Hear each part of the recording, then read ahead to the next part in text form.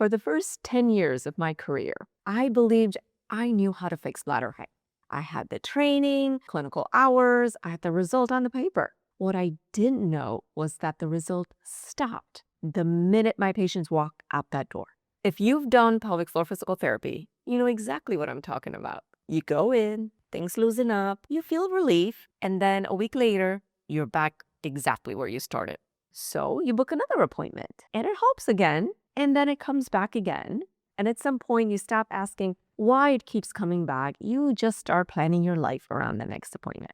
I have spent 22 years and over 40,000 clinical hours treating women with bladder pain and urgency. And after seeing that many cases, these patterns become impossible to ignore. I'm going to show you why the standard approach to bladder pain and urgency keep women stuck in a loop, what's actually driving the symptoms, and that nobody's addressing what has to change before any of this would be resolved again.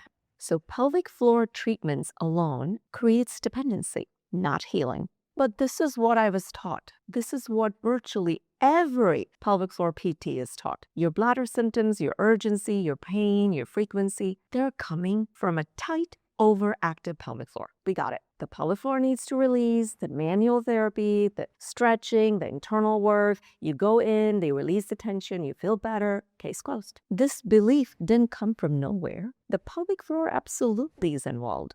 That part's real. When a woman has bladder pain and urgency, those muscles are almost always guarded, tight, braced. So a pelvic floor PT sees the tight muscles, releases them. The patient feels better. The logic holds. The problem is what happens next. As long as the PT keeps treating, things improve. The moment treatment stops, the symptoms come back. And this happens almost every time. So the patient comes back, gets treated again, feels better again, and the cycle continues for months, sometimes years, with no actual resolution. I watched this happen over and over in my own practice. These women were getting better on the table, but they still stayed stuck in their life.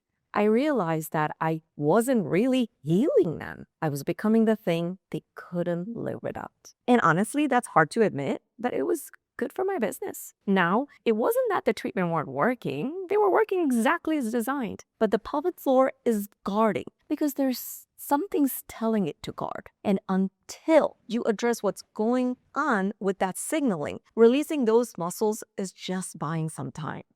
Think about it this way. Imagine somebody's clenching their jaw every night because of stress. You can massage, you go to the massage therapist, they work on the jaw, you get Botox in your jaw, you feel better in the moment.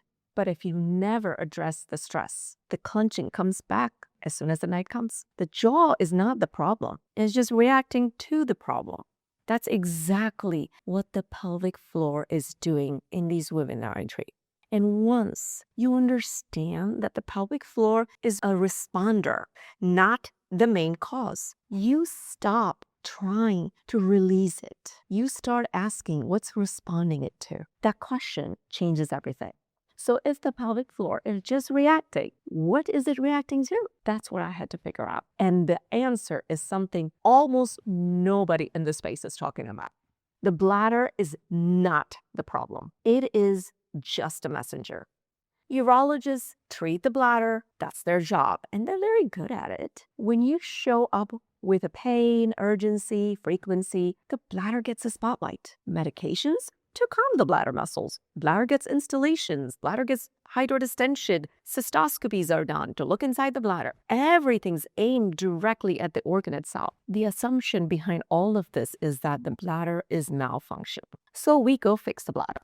And it kind of makes sense. When your knee hurts, you treat the knee. When your shoulder hurts, you treat the shoulder. And it makes complete logic to aim the treatment where the pain is. And sometimes it provides you some relief. But in the women that I see, it never resolves the problem. The symptoms just come back. The flare returns and the search for the next intervention starts again. The bladder is sending the signal because something else in your body is telling it to. The nervous system, the gut, the breath pattern, the hormones, the bladder-brain communication pathway, anything. These are the real drivers. And every time you treat the bladder in isolation without looking at what's up the stream, you are calming a symptom that will keep coming back unless the actual driver is addressed. I mean, you could do a bladder installation 100 times, but if the nervous system is still sending the alarm signal, the bladder is going to keep reacting. And here's what you're not expecting. The system I'm talking about is not just one thing. It's 4 specific patterns, and most women have more than one of them. And they are running in the background at the same time without you ever knowing.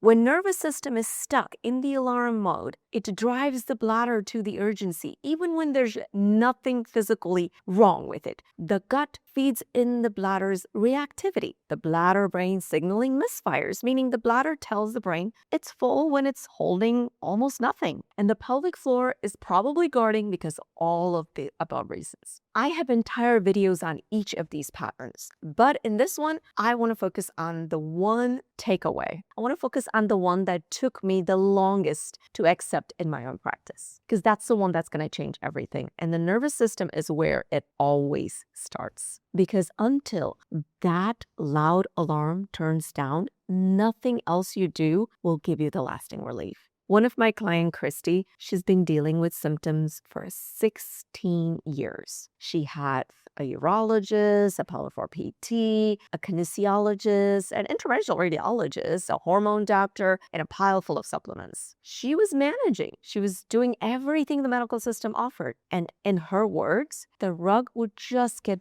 pulled out. Days or weeks of feeling just fine, then the flare will knock her flat. What none of her provider were looking at was the pattern across the entire system. When you start addressing that, not just one piece of it, things start to actually shift. You stop hunting for the one thing you hadn't tried yet and start understanding what your system has been trying to tell you the whole time. So if the nervous system is driving all this, the next question is, how does that actually work? And most importantly, how do you know if that's what's happening with you right now? If what you're hearing is starting to explain why nothing has worked so far, please make sure to subscribe. I break this down a lot further in other videos, and I don't want you to miss that.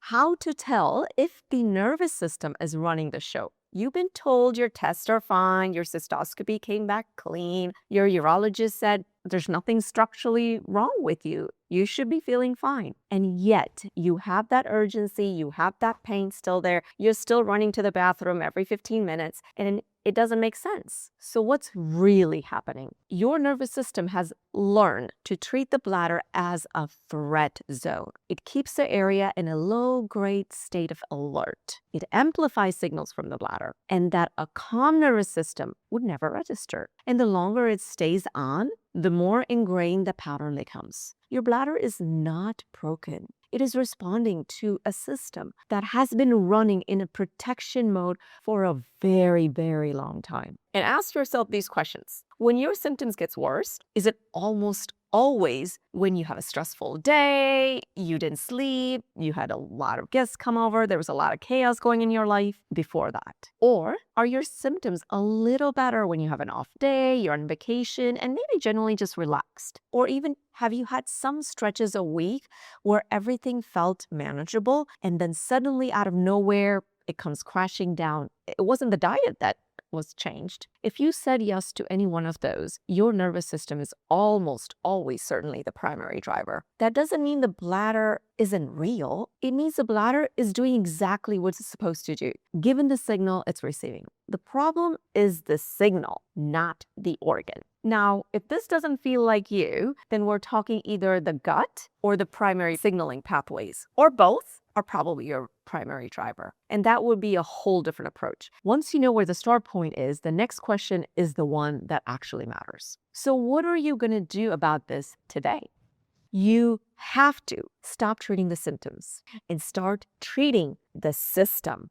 The single most important change is this. Stop aiming treatments at what you feel and start addressing what's producing that? That means the nervous system has to come out of the alarm mode. The brain-bladder communication pathway has to be retrained. The gut, the breath mechanism, the pelvic floor guarding, they all have to be addressed in the right order as a whole system and not just one thing. Every week you spend chasing the symptoms is another week the system gets more practice at that pattern that's already running. These patterns are learned over time, which also means they could be unlearned. But the longer they run, the more sessions they get to log in, and the more deliberate the treatments would have to be. My own story is a very clear example. I spent years treating my bladder. I started treating my own pelvic floor, all the natural approaches, all the supplements, I've done installations, and I've seen at least a dozen pelvic floor PTs, and the things would get better, but then they'll slip back. And what finally shifted was when I stopped aiming all my energy at the site of the problem, started looking at the whole system under it.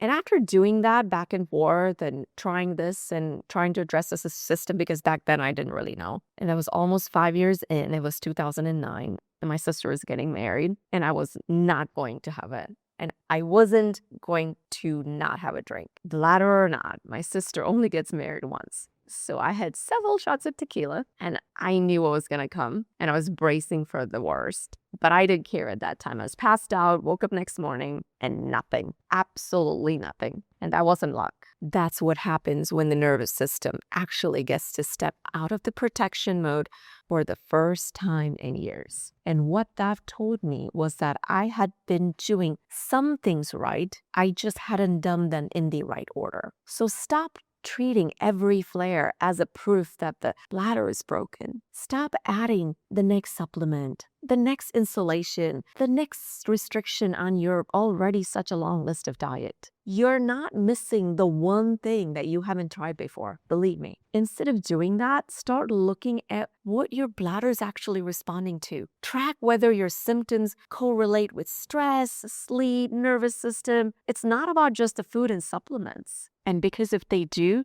that's going to tell you where exactly to start. And once you get that starting point, that's the exact place I start every client. No matter how long they've had these symptoms, doesn't matter how many things they've tried, this starting point is not what most people would expect. The very first concrete step is retraining the signals, not managing the symptoms. The urgency you feel is a signal. It starts at the bladder, I get it, and it travels up the brain, and the brain decides whether it's urgent or not. In a healthy system, the first urge kind of happens maybe when the bladder is actually has like 4 to 6 ounces of urine in it, and it's manageable. In an overactive system, which something you would have, the signal fires too early. It's too loud. It's too amplified. And every time you run to the bathroom, the minute you feel that urge, you're confirming that. The brain is learning that that signal was an emergency. So the brain gets better at detecting those emergencies. Again, don't get me wrong. We're not talking about white knuckling it. We're not white knuckle through it, but by generally showing the brain that it doesn't have to respond with the signal that the building's on fire. Think about a smoke alarm that goes off every time you make a toast. The problem is not the toast. The problem is the sensitivity of that alarm that's driving all of that. So you don't resolve by never making the toast. You recalibrate the alarm. That is exactly what urge retraining does. It turns the sensitive alarm and it downtrains it. So it's a little bit more manageable and it's a little lower. And when you start doing this consistently, the urgency is not going to change right away. It's not going to be, wow. What's going to change is that the fear around the urge that you have, that's going to change. So you stop bracing every time you feel it. And when you stop bracing, the nervous system gets the signal. And it's okay to come out of that alarm mode. You don't have to be bracing for it all the time. And that's where the work starts. Here's exactly where to start tonight. When you feel the urge, and especially when you're at home, before you move towards the bathroom, I want you to pause. Don't just hurry up and run to that bathroom door. Sit down, find a place to sit, place your awareness into the back, right where the ribs are meeting into the spine. We call that a thoracic spine. That's exactly where we're sending the breath. Here's an image to show you exactly where I mean. You're not sending the breath into the neck or the belly. We're sending it into this space that you see. We want to go in the back of the ribs into this part of the spine. I want you to send 10 long breaths there. Inhale through the nose. feel your rib cage expand outwards towards the thoracic spine. We want to send the breath where you see these nerves. When you breathe here, you're directly accessing the part of your nervous system that controls the bladder signals. The signaling runs right through here. When you breathe into this consciously, you're mechanically releasing the tension around these nerves, telling your brain to calm down. Stay with it, 10 full breath, okay? You'll start to notice that the urge signal has quieted a little. Now I want you to stay calm and stay with it. And pause for a second, even after that. You'll feel that the urge is settling a little bit. When you feel like the urge is almost not there or has settled, that's the moment when you get up and you slowly go to the bathroom and you've emptied that bladder. Because every time you respond to a blaring urge, you're teaching your brain to scream even louder the next time. And every time you wait and you're calm, you're teaching that nervous system that it doesn't have to scream to get your attention. And that's how we start building a new pattern. Write down what happened and how you felt, even if the urge didn't change much. And it might not the first few times that you try it. You interrupted an automatically built pattern.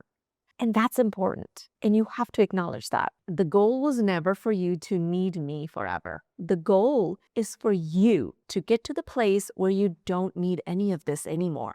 That's what resolving this actually looks like. And it's possible.